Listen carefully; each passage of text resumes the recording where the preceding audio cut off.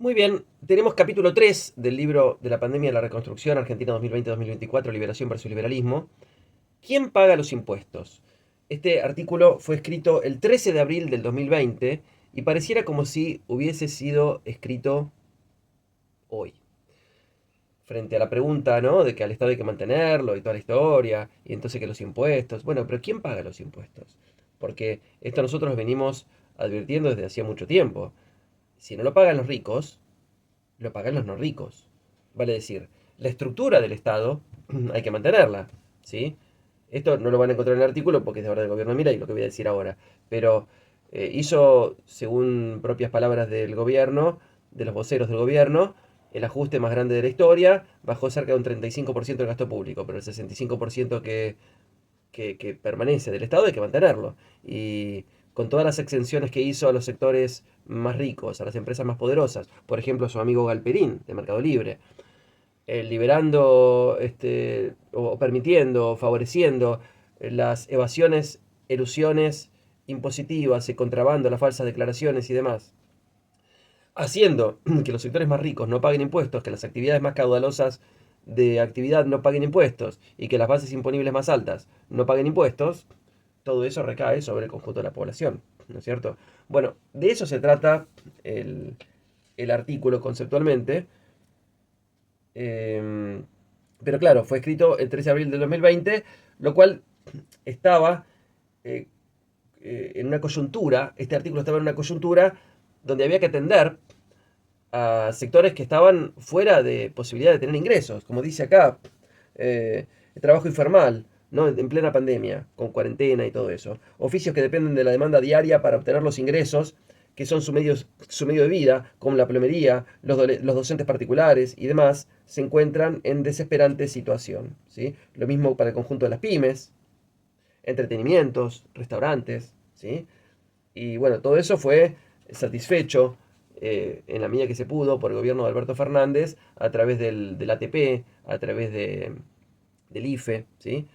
Eh, pero el problema es que, claro, nosotros veníamos de un esquema durante el gobierno de Macri, porque la pandemia ocurrió a los 3 meses del gobierno de Alberto Fernández, veníamos del gobierno de Macri en el cual, bueno, se había exentuado de impuestos a prácticamente todo el comercio exterior, que constituye el 15% de la recaudación total del Estado. Es mucho. Y acá pongo el ejemplo, ¿no?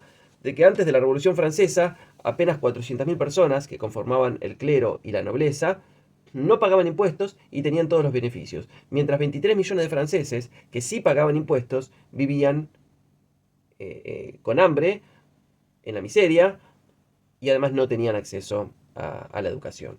¿Sí? Eh, bueno, obviamente el clero y la nobleza sí tenían acceso a la educación. Por eso ahí traigo el concepto de progresividad tributaria, que significa que más paga el que más tiene. Bueno, la estructura tributaria argentina es sumamente regresiva, o sea que más lo sufre el que menos tiene.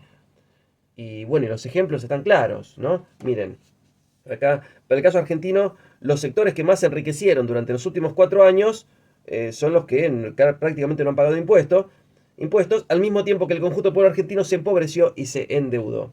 Estos, el 1% más rico, son los agroexportadores, los bancos, las compañías de seguros, los grandes laboratorios y las cadenas de supermercados. ¿Sí? Y también es imprescindible atender a otro punto, que es que hay más de 400.000 millones de dólares de argentinos escondidos en guaridas fiscales en el exterior. ¿Sí? Y entonces, eh, fíjense, hubo más de 100.000 millones declarados en los últimos años que pagaron un minúsculo porcentaje, de eso que estamos hablando de la fuga de guita del exterior, y justamente a eso se les puede cobrar.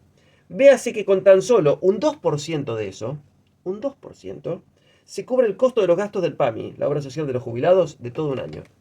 Claudio Lozano dice, cobrándose los impuestos a los bienes personales a las 50 fortunas más importantes del país, se garantiza la canasta alimentaria. Esto es, con tan solo el 1,25% de esa fracción tan pequeña de habitantes, alcanza para darle de comer a todo el país. ¿Sí? Por eso se busca también implementar un impuesto a los bienes personales, a los bienes en el exterior, ¿sí? Con un incremento que se anula si esos bienes son repatriados. Y después había otro punto acá